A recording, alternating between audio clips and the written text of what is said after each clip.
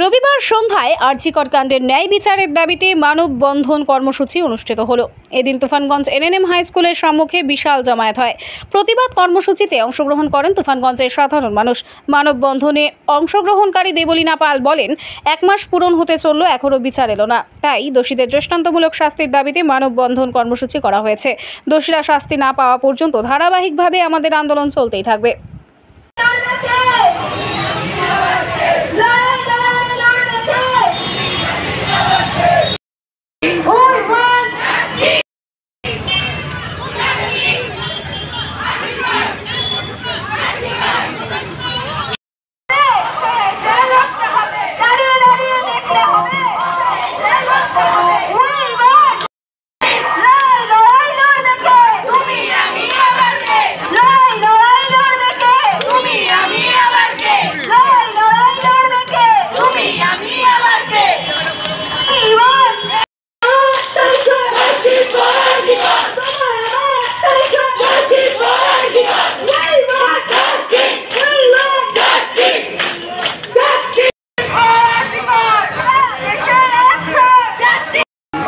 আমাদের একটাই দাবি, যে ঘটনার সম্মুখীন আমরা হয়েছি, এত নৃশংস, এত বড় একটা পাশবিক যে ঘটনা, সেটার একটা অন্তিম আমরা দেখতে চাই।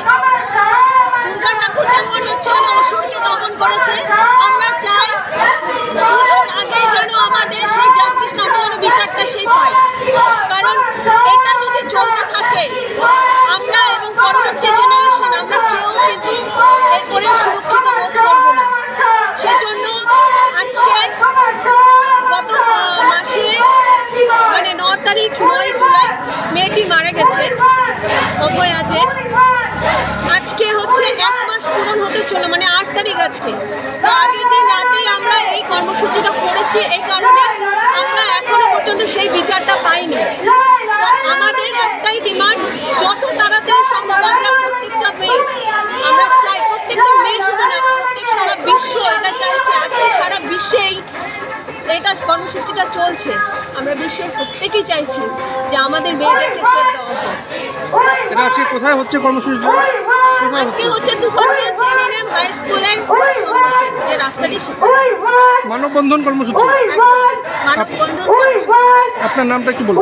দেবলীনা পাল, আমি এখানকার নগরের বাসিন্দা।